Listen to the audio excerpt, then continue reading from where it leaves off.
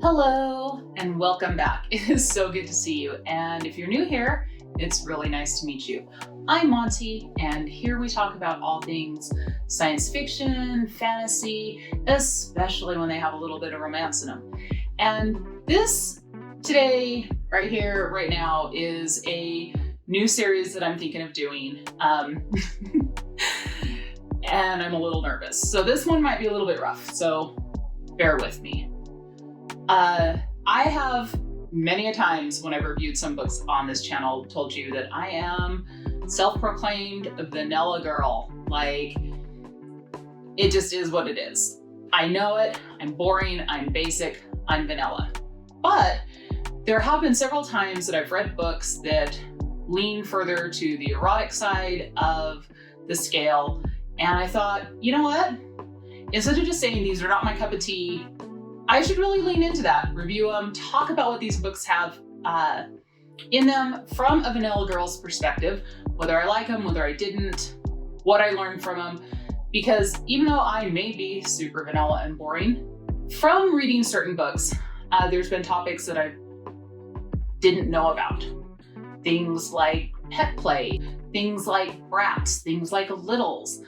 Didn't know about any of that, but because it was in a book I was reading, I wanted to know more and I wanted to understand it from someone that was in the community. So I actually watched several different YouTube creators talk about their experience in the community and really give good explanations and what I would say very holistic, healthy explanations of how different kinks and fetishes work and what it really does for people. And I'm going to link a couple of those creators below. Evie Lupine is a great resource. What's the Safe Word is amazing. I love them. And I've learned a lot. Being someone that isn't active in the community, has never participated in that community, but I've grown to appreciate that it is, all of these things are very valid and they are very helpful and enjoyed by the people that practice them. So, having said all that, I wanted to really delve into some of the books that explore some of those topics, are on the more erotic side of the scale, and review them from a vanilla girl's perspective. Now, let me give you the scale, my scale, of what I consider where my happy medium is and just the scale I judge by. So, on one side of the scale, we'll say, so over here on this side of the scale, we have like your love story books, romances that are like the pinnacle of the book is maybe a kiss. Like think Beverly Lewis, that kind of story. And then on this side of the scale, we have like pure erotic fiction where it is, and the major plot points are characters meet and then all the love scenes happen. So if my happy medium right here in the middle is where love scenes are graphic, they are described, but they're typically what you would consider very vanilla love scenes. Usually only involving two persons in them. If you took all the love scenes out of a book, there would still be a substantial solid plot that would still make the book a good book. That's where my happy place is. That's what I love. That's what I consider like my favorite part of like the romance genre. So for this series, we're gonna go a little bit more to this side of erotica. I still am looking for books that have plots to them. I always look for sci-fi and fantasy elements just because that's where I'm most comfortable. That's what I love. But they're gonna have probably a lot more graphic love scenes. They're going to explore some fetishes, some kinks, or it's going to involve more than two people in the relationship. Now, for myself, and this is just myself because I believe that when you read fiction, you know, it is escapism, right? That's why a lot of us read is for escapism.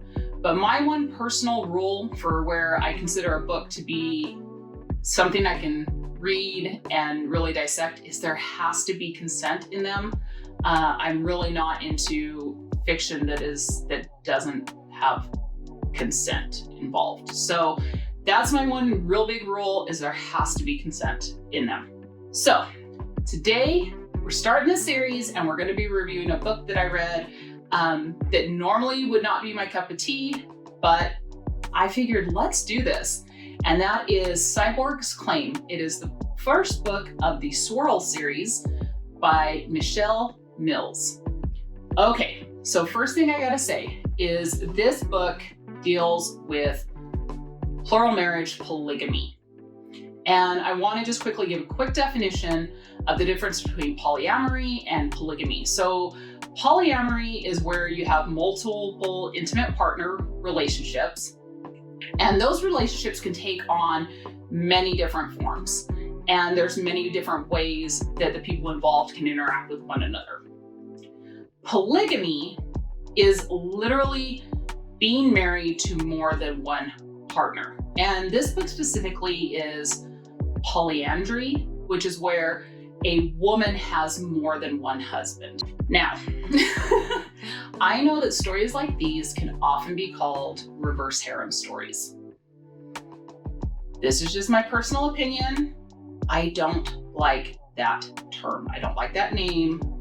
And I know that the whole reverse harem name and concept kind of originated in manga stories, but there's something about that terminology that just doesn't sit right with me. And I've read some other blog posts and other readers that have the same exact feeling. It really, when it's applied like outside the manga universe, I really feel like it's Orientalism, fetishism in that regard. And it doesn't sit right with me. I'd rather label a book for what it is. And like I said, this book is polyandry. So meaning that one woman has multiple husbands. All right, so without further ado, let's get into the plot overview. All right, so the plot. Pretty much there are 3 super soldiers who were kidnapped when they were young, and they were kidnapped by this evil alien race called the Hurlians, and they were experimented on and kind of remade with cybernetic parts into these like cyborg super soldiers. Currently, they are living on this asteroid in the middle of nowhere space in an anomaly called the Swirl, and it's like surrounded, like here's their asteroid, and like the nearest planet's like way over here, and in between them is like a swirl of like 3 black holes. So it's really hard for anyone to travel to that asteroid. It's really hard for anyone to leave that asteroid, and there's multiple asteroids because they have neighbors. And they pretty much run a recycling facility that captures all the space junk that comes from people trying to travel in and around these black holes. And they take all that space junk and they melt it down and they put it to different uses. They sell it amongst their neighbors. They sell it, I don't know, somewhere else. Anyway, so they are doing like all the recycling. We love it. And the reason they're on this asteroid is because they escaped the evil Hurlians and they went and created a life for themselves. They all live together, just them on this asteroid. And they've been hiding out for many, many years. And our 3 heroes are Axel, Steel, and Gage. And like I said, they self-describe themselves as like brothers, even though they're not related, but say that they have a closer relationship than they could if they were blood related. Because when they were being made into these cyborgs, they were given programming that really kind of allows them to have kind of more of a collective mind. And so they share thoughts, they share feelings all through their collective mind, but they also have their own individual personalities. All right, so one day they're all out collecting the space junk and everything, and Axel spots something in the debris pile and it's moving. So he goes over to investigate and he finds this escape pod and it's intact. And he's like, this is weird. Like nothing should have made it through all the black holes and still be intact. So he, calls back to Gage and is like, hey, we need to scan this. So they scan it. So they find out that there are life signs in it, and it is of a human female who's badly hurt and quickly running out of oxygen. So they immediately get her out of the pod and rush her to medbay. So this is where we're introduced to our heroine, Megan. And Megan wakes up in the medical bay and she is kind of freaked out because the whole reason she was in that escape pod is she was escaping these evil aliens that had captured her, enslaved her, done some awful things to her. So in order to escape, she pretty much blows their ship up, jumps in an escape pod while the ship is blowing up and just gets out of there. She miraculously made it through all 3 of the black holes and now she's here. And shortly after she wakes up, Steele comes waltzing into the med bay to make sure that she's okay. And she immediately tries to strangle him. She jumps on him, she attacks him because she is in like full fight or flight mode. So Steele is completely like gentle with her. He just removes her off of him, sets her down, and calms her down, reassures her. No one's here to hurt her. They found her in the escape pod.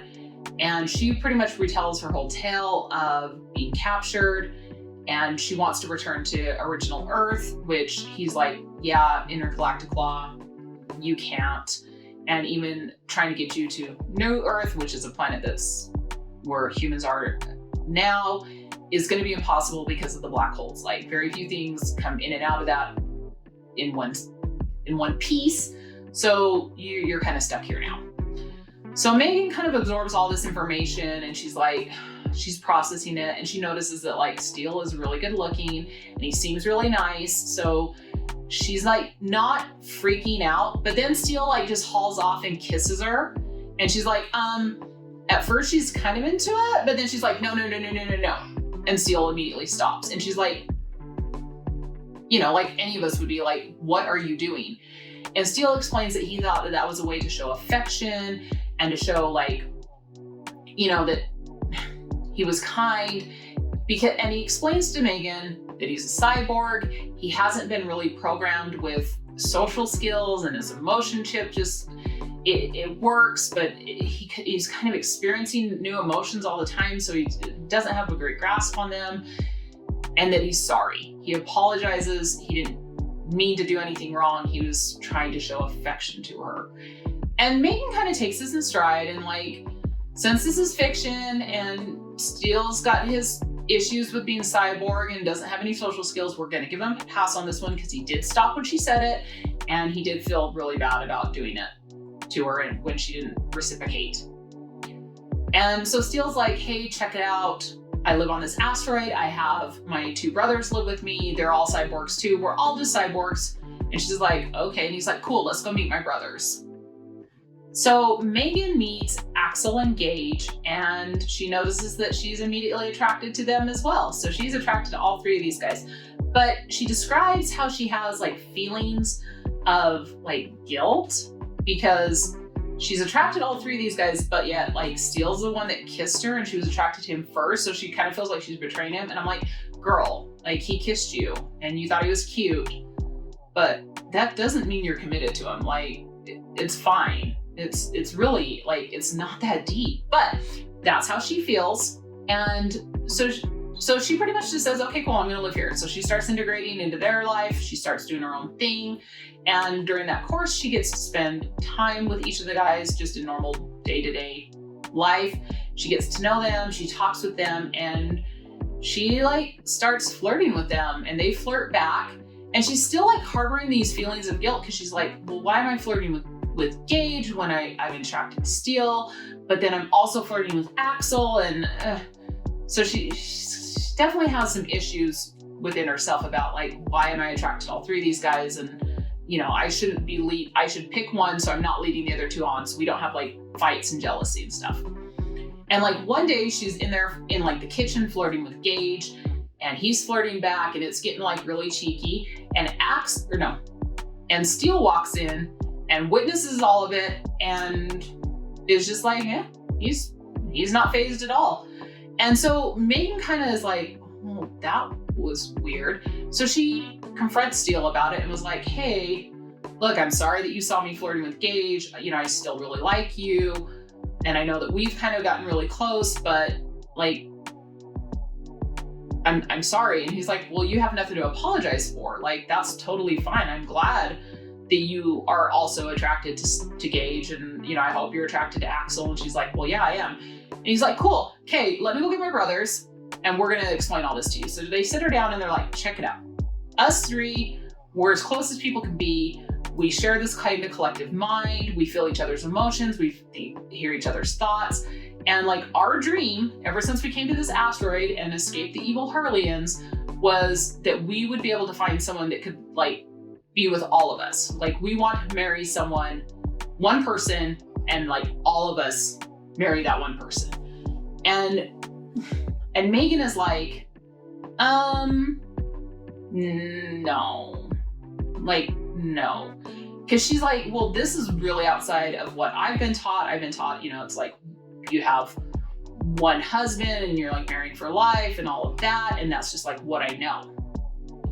And they're like, oh, okay, well, this is kind of like what we kind of envision is like, if you could get on board with this, you know, we would each be married to you. And then like, we would all just like live together daily and we would spend our adult private time, all four of us together. And Megan's like, no, I'm definitely not ready for that. And they're like, well, so if you're comfortable, since you like all of us, we all like you, if you just want to like date and get to know us one-on-one, we're cool with that too. And so she decides, well, like I live with all three of them, I'm cool with that. But she does start spending intimate time with each of them separately. And, you know, she loves that. It's very steamy. It's very like, and so after doing that, she decides, okay, well, if it's this good being with each of them individually, I think I want to try being with all three of them at once. So they go ahead and try it. They explain how it's going to work. Like Megan's here and the guys are in position, and then they will just rotate positions every so often.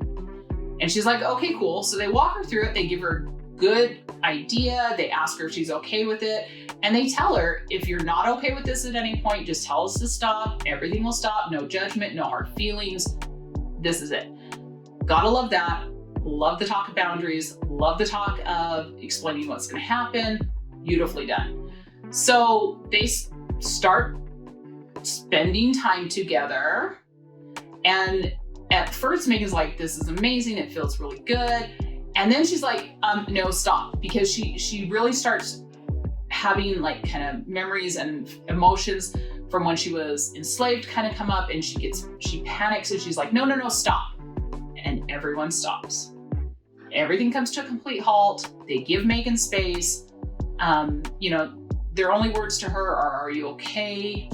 You know, what do we need to do for you? Do you want us to leave? You know, you tell us where you want to go.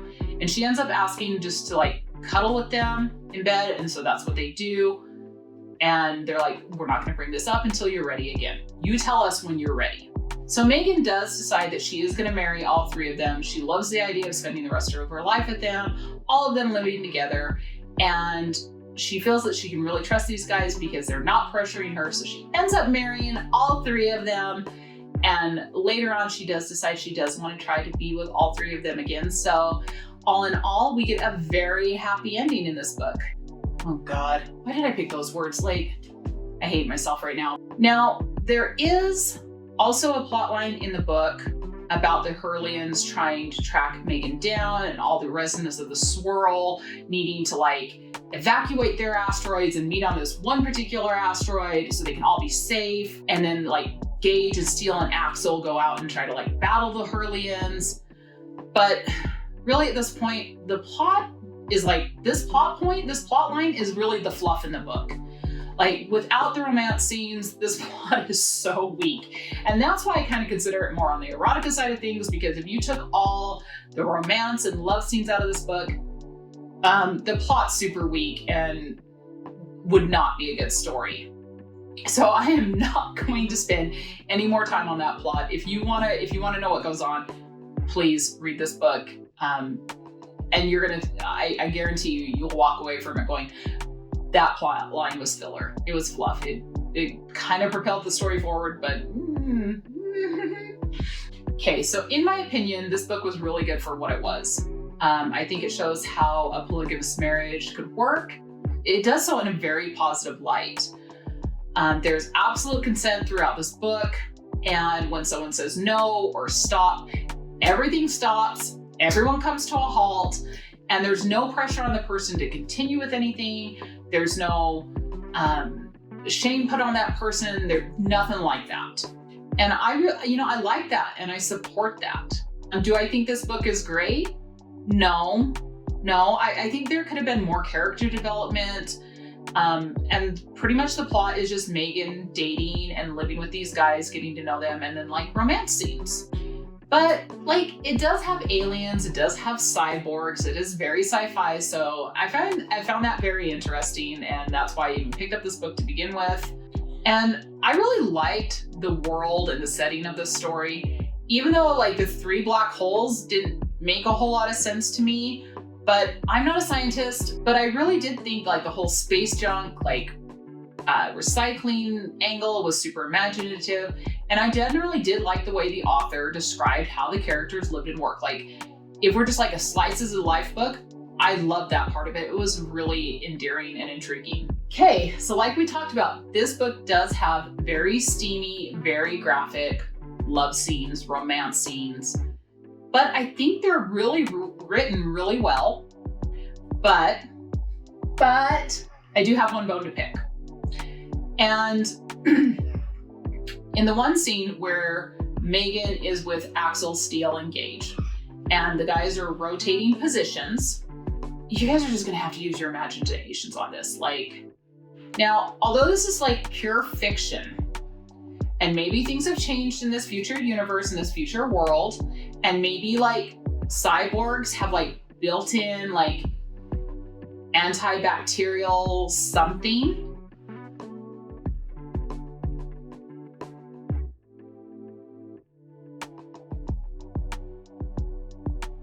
So if you are going to try, this is just me being old as dirt and like saying, okay, here's my word of caution.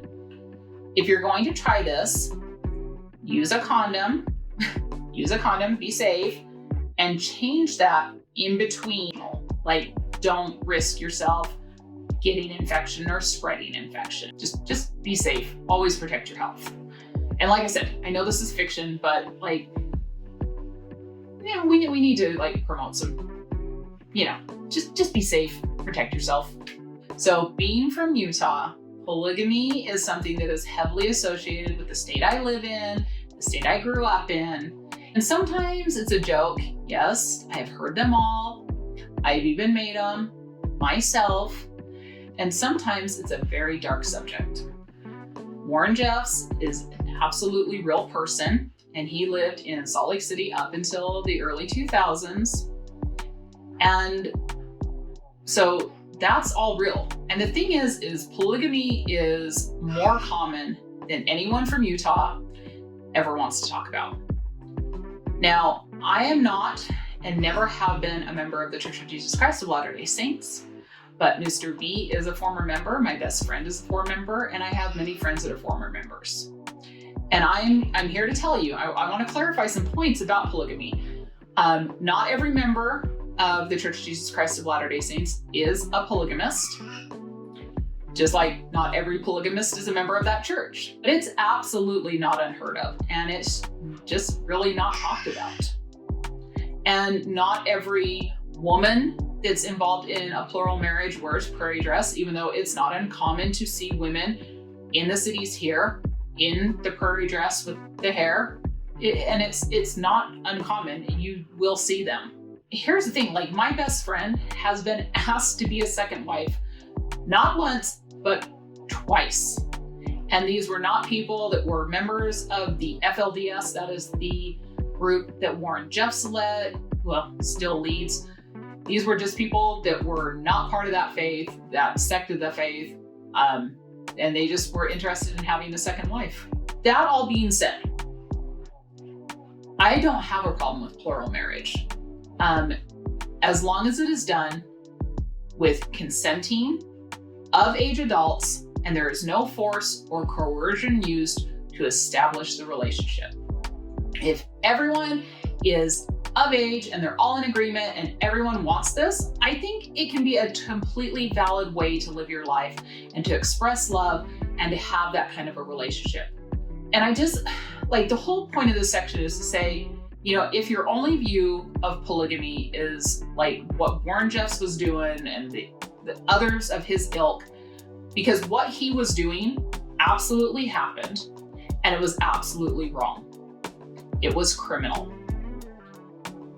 But not all polygamist relationships are like that.